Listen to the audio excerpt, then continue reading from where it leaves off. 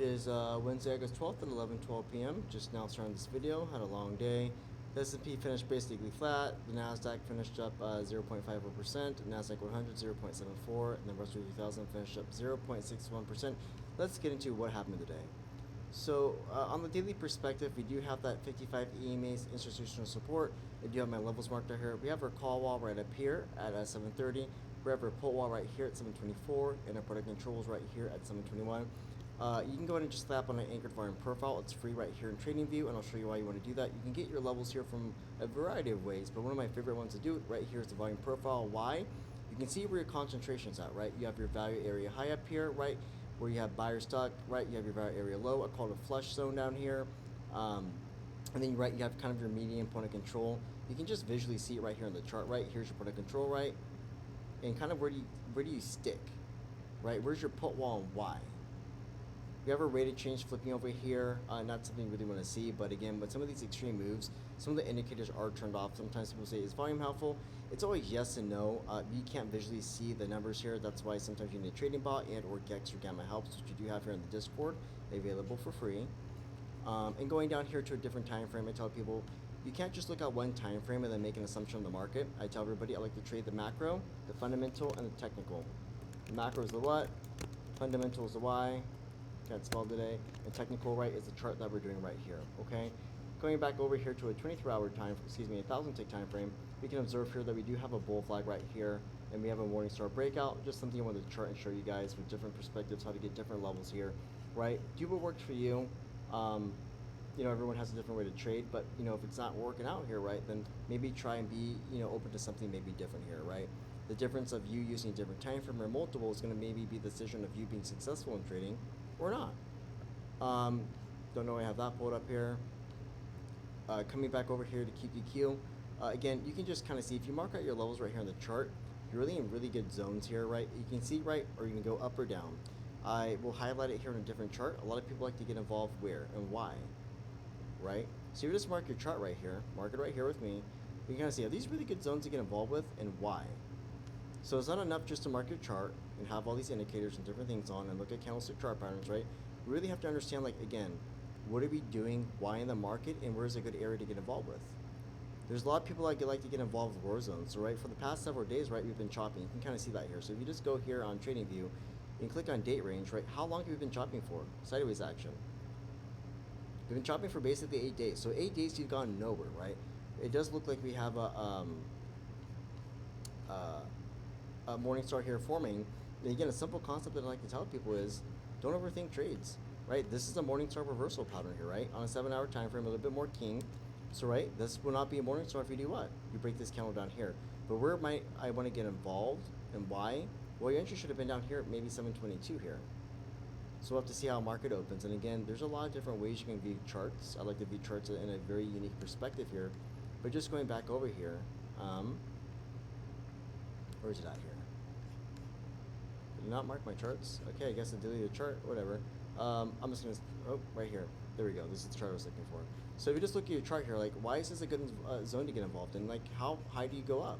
So you just mark your charts here, right? Just go here, go to your price range, or price range, see how high you go up and how high you go down. So from this level right here, you go up approximately $5, right? Maybe where's your next level here? Go ahead and just grab your Fibonacci here, go ahead and slap it on the chart. So, right, there's a way to do Fibonacci's here, right? Swing high to your low for the time frames you're looking at, right? I'm not saying this is the perfect way to draw Fibonacci's, but this, quite candidly, works out really well for me, okay? If you go here and remember my last YouTube video, make sure to like, share, subscribe. Again, go ahead and just check out my live streams if you're having a tough time trading in Discord. I stream for 8 hours a day typically, and I typically will do features overnight, although I haven't been doing that lately. So my last video here, right, I observed what? A head and shoulders, called out here on the YouTube time stuff. You can go ahead and fact check that. We also called it here in the Discord as well. And right, it either is or it isn't. At a certain point, right, your inverse head and shoulders, which is right there, is no longer one, right? And they come in all different varied shapes and sizes, right? Within your inverse head and shoulders, somewhere on your time frames, right, you have to do the work and find them. This takes quite a bit of time to chart. You're going to create a bull flag, which means what? You have to go down. Where's your bull flag? Right here. Break out. At a certain point, right, this doesn't look like an inverse head and shoulders anymore, right? And what might that look like here, right? That. But where can you identify that, right? Go up here, maybe when you start to come back down here. But again, chart patterns look different all the time, right? It's not just, we're talking about technicals. It's the macro, right? The why, fundamental, the use case, and right, the technicals. Well, someone's gonna say, well, how do you use fundamentals on the NASDAQ? That's where other stocks come into play, which we're gonna talk about earnings here in a little bit. But again, these are some tips and tricks, to maybe prevent yourself from, kind of getting involved in terrible zones here. And right near this bull flag here, right, where's a really good zone to get involved in, right? We can just go here to the 7-hour time frame. How long did you have to get into this position, right? So go here to the date range. So right here we break down, you came over here. And again, so you had about 14 hours here, right? Doji here, dragonfly, super bullish, bullish engulfing candle here, and just uppercase H, and then you just have bullish bars here. And again, if you go to different time frames here, you'll see what? So like go to 20 hours here, right? This chart's gonna completely change here. And what do you see here, right? Where might you retrace to, right? I like to draw fibs on my unique perspectives. Where did you retrace to, right? The way I like to view Fibonacci's right here is what? Draw your candle from the top to the bottom here, and where'd you come? The 50% line. The way I like to view the 50% line, right, is bulls or bears are in control, right? If me and you own equity in company, and right, you have 50%, I have 50%, right, it's equal. That's what this line represents to me, right? At a certain point, right, we're not equal, and that's why time frames matter, right? Someone might chart a Fibonacci in 1 minute, but this chart's changing every minute. Someone might map it on a daily time frame, right? Sometimes they're more king than others, and that's the number one mistake that traders make, right? They'll draw a Fibonacci on a 1 minute time frame or a 30-minute time frame, but you got 8 hours in a day. Well, right, you go to larger time frames, right, and certain charts matter, right? If you go to SanDisk or some other stocks, it doesn't really make sense, but you have to go to varying time frames that you can actually see a chart that's not just parabolic. But hopefully this kind of gives you some insight into how I view the market, right? Right here, it came back above, so maybe that was a good entry, and maybe why? Look at the chart here. Where was a good entry and why? So right where this 50% line was, you broke down, you came back, right? So undercut, retest, and then break out. Falling 3, doji indecision candle, right? Because we had earnings, we had CPI, and all these other things kind of popping up here. And now, right, you have another uppercase H here possibly forming. What does that look like? Look at the chart. Right here, it either is or it isn't. This is going to form an evening star here, which looks like what? Right here, every chart pattern is going to look different. This is an evening star, textbook evening star, okay? Rising 3, evening star, come back down here, rising 3, you broke out above this, rejection here at what? That's why it's important to mark your levels. People want to get involved in zones that don't even make sense. And again, they wonder why they're having a tough time trading. Just spend 5 minutes watching a video, and maybe your trading results will change. That's just the honest truth. And sometimes people say, oh man, the market's hard and it doesn't make sense. No, you just have to step it up, man. You got to do better. You got to treat this like a job. You can't be a day trader, right? Like a day job, if you're not willing to show up on time and put the work in like me. So right here, where's a good zone to get involved in? Seems like right here, it's a pivot. And again, how far do you go up from the zone right here? Go to your price range here. So how far can you go up here, right? Looks like about 3% here. And how far can you go down from this level on average, right? I'm not going to go through all the charts here, just trying to show you the example here. So you go here, approximately how low can you go? Where's your next level? Looks like about 1.46% down here, okay? And again, how can you draw a fib from here as well? Again, recap here, that's how I got my fibs, that's how I drew. Go moving over here to the SPY, we do have that 55 EMA institutional support. We do see our RSI curling down here, see that's a 45-minute time frame. Let's go to the daily time frame or the weekly. Right here on the daily time frame, we have a weak Morningstar breakout. So for me, I'm looking for a pattern that kind of looks like this. So I can show you what a strong Morningstar breakout looks like, and I can show you what a weak one looks like. Right, so right now it kind of looks like a possible rising 3 here, falling 3. What does a falling 3 look like? Let me try to go ahead and find one. Rising 3, it looks like, let's see here. Right here. So this is what a rising 3 looks like. And again, you have to be creative with your patterns here. I don't like to count the candles. It doesn't matter to me. Something, oh, it has 2, it has 10. I don't feel like that, and I'll show you why. So right here, right, you got 3 candles. 1, 2, 3, fishtail up, reverse down, Morningstar, weak Morningstar breakout here, and reverse all the way down here. So this looks like a rising 3 to me. 1, 2, 3 up, right? And that's not what I want to see. What I want to see is a candle that looks like this. This is a bullish engulfing candle, okay? Right, I want to see a candle like that. That's confidence, right? That's institutional, right? That's not retail. People think retail is pushing the market up. No, absolutely not. If somebody tells you that, run away, okay? So that's a strong Morningstar breakout here. Doji, again, doesn't have to look the same here. Looks like a borderline dragonfly, but it's not. Someone could argue it is, right? So this looks like a falling 3 here. And to me, right, coming back over here to SPY, right, again, you have to be creative, right? The way I see these 2 candles is, you know what? I don't care about that. All I see is 1 candle right here. From the top to the bottom here, this is 1 candle to me. So we're going to go over here and draw it together, okay? This looks like this to me, okay? And I see 1, 2, 3, 4, 5. Well, cool, right? So it rises up here. That's what that looks like to me, okay? And what do those eventually turn into, right? Literally this, and what do I need to get that? A bearish engulfing candle. What does a bearish engulfing candle look like? Something like this, okay? Obviously, for continuation, we need to make a higher high here. Otherwise, right, what's going to happen? We're going to make a higher low, okay? So again, how I see this chart pattern right here, this is how I see it. You have your candle down here, okay? And what do those do? Come back over here to the Qs, like I just showed you. And what do you have? You have to be creative with how you see things, right? Go ahead and grab your brush or your thing right here. Same thing. It doesn't have to be 3. It's about the shape to me, which is what is important to me. Okay. And again, your levels matter. Where are you at here? Again, where was a good zone to maybe get involved in? Combining some of these different technicals here, right? Maybe right here. Because why? What do? You either go up or down, right? And there's different areas to get involved with here, right? Some moves are different. Some moves are smaller. Some moves are not worth getting involved in, right? So again, you can figure out, hey, is this a really good range to get involved with? Why? And again, right, combining, right, not just the technicals, what's the macro? You have CPI. We see that we're barcoding for a few days, right? The market's waiting for what? Data and earnings, okay? So again, using this tool here that's free on TradingView, how far can you go up here to the next level? And where is your next level? 0.34. But again, the number one mistake traders traders will make here is they're going to involve right here. Oh, let me scalp here or let me go long here. Well, where's your next level? So if you get involved right here, your next level is what? 0.11% up. And what's your risk here, right? All the way back down to what? After you reject here, okay? All the way back down to where? So again, that's why time frames matter. That's why they're important. So we're just here on SPY. I don't know if I have the 45-minute time frame pulled up here, but here are your call walls. Your call walls right here at 777. Obviously, we need to break that. We do have an indecision candle here on the weekly time frame as well, which is very important. Usually like to wait for that third candle here. The third candle's right. They can be uppercase H's, right? Or this can form to right. Here's a doji, and then you can get your bearish engulfing of an evening star. We have our value area high here, right? Buyers are stuck up here, trapped. You have important control right here at that 772. You have your put wall here, right here at 770, and then obviously we have our value area low here at 769 here, which is your flush zone, right? Why? You see any buyers right there? Nope.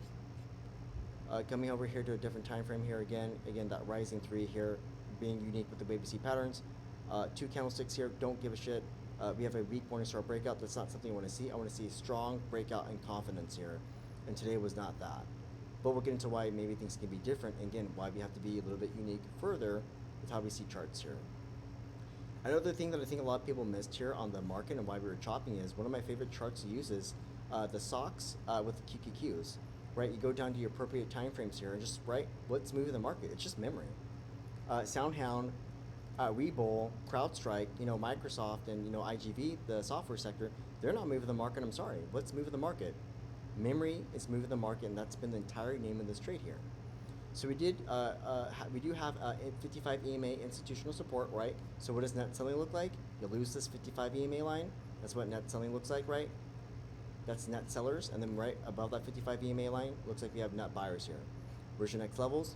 Here's your call wall, here's your put wall, and here's your upper extension levels here.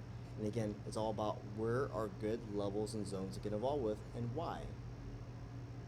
And again, I said right here, is that actually a gap that we have right here? Let's go ahead and fact check that, right? Again, a number one mistake that traders make here is only using one time frame, which is why it's important to go to different time frames and make sure, right, that everything is sound and does align up here. So going over to a different time frame here, so right, we're on the 23 hours, we have the 24-hour market here, right? When you go to the daily time frame, you don't have the opportunity to do that. I don't know why. Somebody correct me if I'm wrong here. But again, right, looking here, it looks like there's a gap. Again, someone's gonna be, oh, there's a fair value gap, or there's a gap here that needs to be filled. That's just simply not true, right? You go back here to a 23-hour time frame, what do you see? Left, head, inverse head and shoulders here. And again, where's your next level here? Someone might want to get involved in the trade here. You missed the move. Does that mean you can't get involved with the trade? No. But this is where technicals start to get a little bit wonky here, at least from our size rate of changes, and volume. Volume looks janky. Someone might say, it looks perfect to me. It doesn't look perfect to me at all. I'm not going to use volume here. But again, right, if you do have a bot that can actually read the volume here and the average volume of the past few days, you can see when institutions are trying to catch a bid and wanting to get involved here in the stocks. Okay? So again, the volume looks bogus. And again, what do you think at this level? Well, again, look at the past. Why should we get involved in a stock down here? And again, that's the number one mistake why traders are struggling. Do we know the chart patterns here, right? Falling threes here, back to back. Rise up here, doesn't have to be 3 candles. What did they tell you about SPY? Let's go back here to SPY and fact check that. Weak, Morningstar breakout. That's not what I want to see. I want to see a large engulfing candle, right? Coming back over here to stocks. Okay, so right, we didn't have a strong Morningstar breakout here, right? We rejected half of this candle here. Some people, there's a wick up there. Nope, I'm seeing it as a full candle here. Drop your fibs down here, and where did you reject here? Right? We talked about net sellers, net buyers, and buyers in control, right? If we own the company here. Once you broke 584, right? That was your sign. Go ahead and mark that. Do we see any confluences there that would confirm that? Yeah. Look at the past here. These are really good zones to get involved with, but you have to mark your chart and you have to put in the work, guys. I can't do it for you. But again, one of the favorite trades that I like to have here is what? Setups, levels, 55 EMA institutional support. I would like to see a better rate of change here, but again, with the moves we're getting here in the market, the charts will start to look a little bit wonky. Moving here over to crude oil, really nothing to kind of go over. Iran did make a statement today here that the strait's still closed here. So again, we have a control bar here that we can't break. Again, control bars, right? Some people call it mother bars, and then then you have inside kind of consolidation. I guess from a chart perspective, though it doesn't mean much here because it just moves all crazy here. We're getting extreme moves in some of these stocks, which is why you need to be really careful here. We do have a bullish engulfing candle here, but there's too many macro factors for me to kind of just pay attention to this chart here, with also ridiculous headlines every single day saying, hey, we're going to do this, we're going to do that. It's just not really good confluence here for me to use when basically I don't know who's telling the truth and who's lying. Same thing with VIX. Not really good correlation to use. The VIX goes up, stock market goes up, VIX goes down, stock market still goes up, right? Vice versa. Like, it's not a good confluence. Some people try to make too much of it. I mean, there are sometimes warning signs, but again, I really haven't seen a warning sign here from the VIX in quite candidly a few years. I mean, the last time the lowest low we hit was back in October here of 2024 here, which I remember, 2024, let's see here. The VIX went down to October 2024, I guess I was wrong, whatever, 12.89. So 12.89, that was our last low here. We haven't come close to it. We always come close and we just go back up here. So again, that's why the VIX to me doesn't feel like really got a gauge to view the market. Oh, we're scared, but then we're not scared. Oh, we're happy, but then we're not happy. It's just, it makes no sense, and it's just not a good confluence to use. You can see the VIX creeping up, and everyone, it's bullish or it's bearish, and it's like, but then right, it does the complete opposite. So again, just a heads up to why I don't like to use the VIX, and why it's important for you to again do your due diligence to make sure that you're involved with good indicators. I don't really care to talk about Cisco. It's down here in the after hours. It did look like they I'm not going to talk about Cisco. Don't really care about it. We're going to go over here to NDFI. What is the NDFI? Why is it important here? It typically marks the tops and bottoms, and again, not every chart, not every indicator, not every macro, fundamental, technical aspect that I use, right, is a magic 8 ball. It's about how do you combine those 3 pillars and those 3 ideas together. So, right, let's go over the NDFI. Right, what is it, right? It's a percentage of the 100 of the NASDAQ 100 stocks trading above their 50-day moving average, right, which is bullish. And that's between the 0 and the 100, right? 100 and 0, okay? And right, if it is not priced, so whenever you trend follow, you never trend follow, right? What is it, but what is it really for? It's built to mean revert and chop inside a band. And why does this matter, right? The NASDAQ 100 is cap weighted. 6 to 7 mega caps can directly index to new highs, right? While 90 plus new names can quietly bleed. So, right, what is pushing up the market, right? Where everything is just chopping. What really pushed the market up today, right? It was memory. I mean, right, was what? Like, let's go down here to a ridiculous stock here. Like what? Like, Circle pushed the market up? It didn't, right? The CG push up the market? No. Like, what actually pushed up the market? What were the biggest movers today? Right, CoreWeave, Light, and I mean, I'm not saying CoreWeave like pushed the market up, right? But they had really good earnings, right? You have your Soxel here, SanDisk up, 5% here. Micron up 5% here. And again, why were we dropping the past few days? One of the easiest trades, guys, is just look at the SOX. SOXL. SOXL up, market up. SOXL down, market down. SOXL flat, market flat. That is what's moving the market. That's right. The overbought zones, again, not a magic 8 ball, right? Now that everything is extended above its 50-day, right? It's not a short now. But it's also like, it's not, don't chase, right? Favors, I can't even talk. I'm fried, guys. I've been up like all day. Favor fades, so right, you can maybe expect a cool off. 50 zone right here is kind of equilibrium. Again, think about the 50 zone right here is like, who's in control here, right? And right, which side the breath sits on and which way it's heading. So what does that do, right? It frames what? The intermediate trend, right? So if we're neutral, right, it's not really useful to us. Then obviously you have kind of our watch out zones and kind of capitulation, right? I'm not going to reference 2024 here. Just don't have the time to do. I'm tired. But really, I think the kind of the real edge with using this NDFI chart, right, is right price higher high plus NDFI lower low, right? What does that mean? Rally narrowing. We have fewer stocks along for the ride. So what should that tell you? Warning. It's like a warning sign, right? Obviously, if you have like a price of a lower low here plus the NDFI higher low, that means what? Selling's drying up. So typically, right, you see bottoms, right? So you can mark your bottoms. Again, not a magic 8 ball, but they do really quite well with it.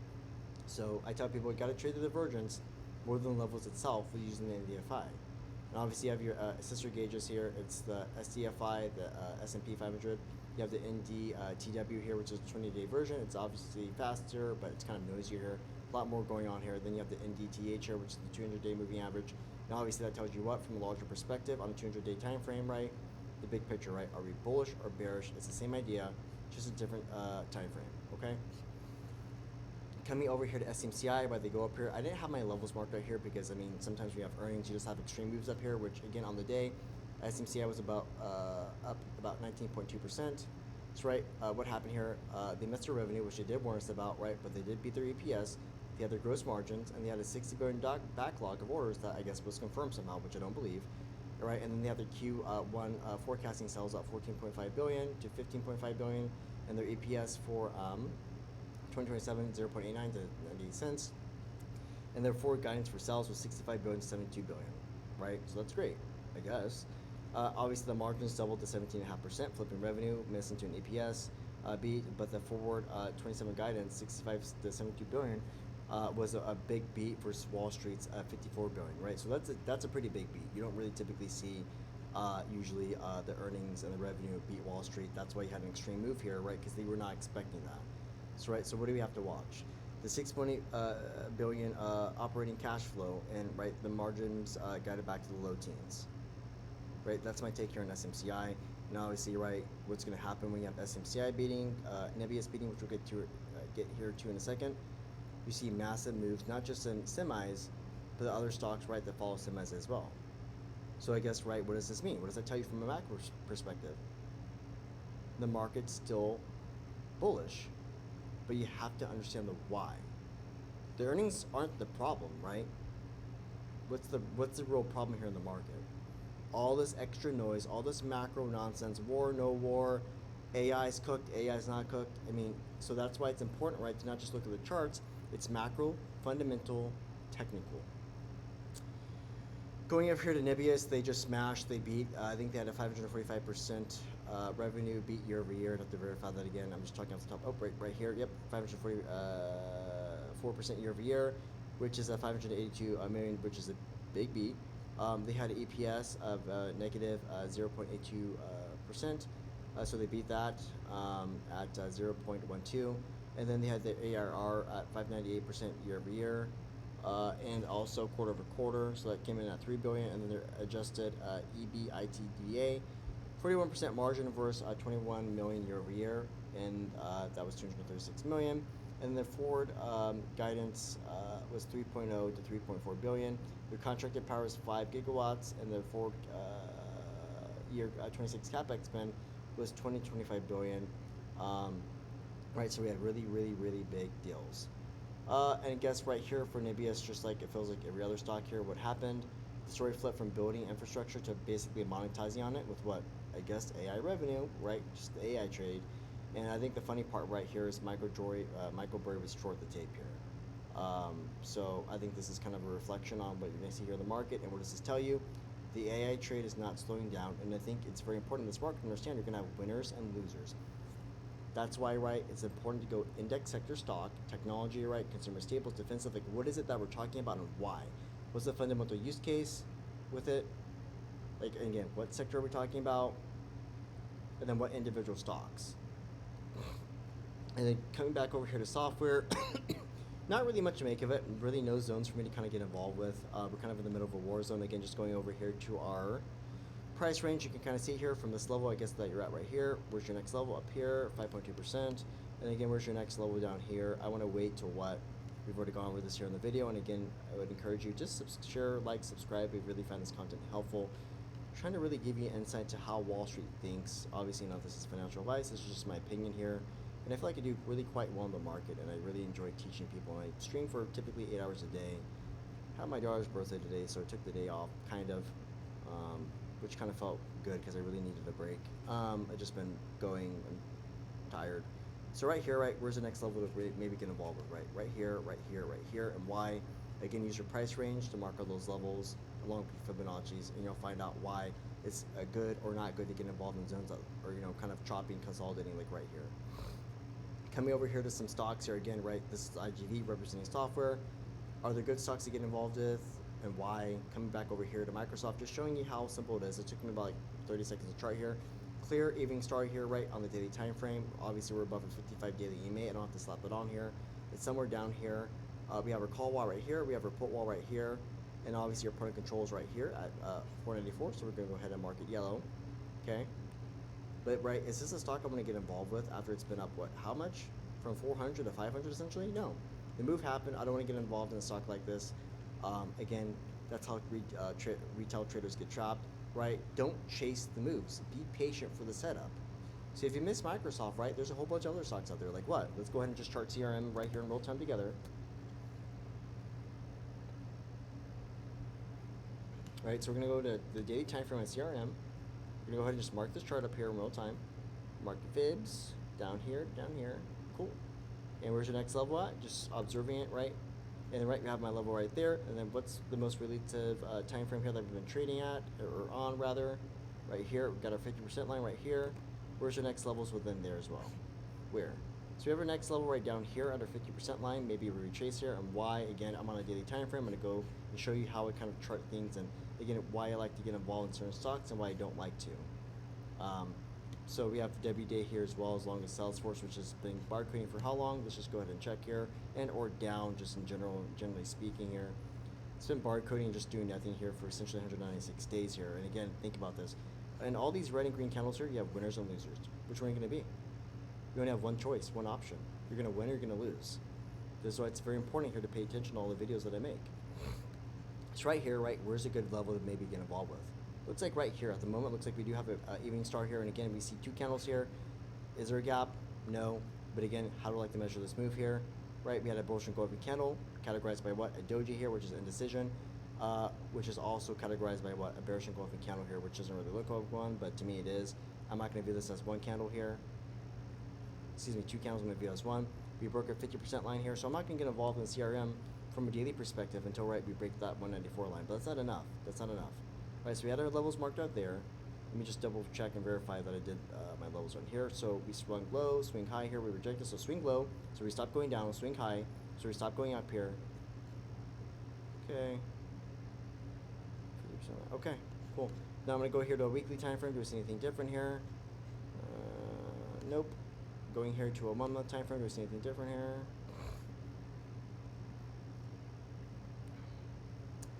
Not really, no. I mean, all I see is a possible rising 3 here. Here's your control bar, right? Categorized by what? A higher low. So I'm going to clean out this chart one more time here, right? So we have a control bar right here. I'm going to mark this top here, the bottom.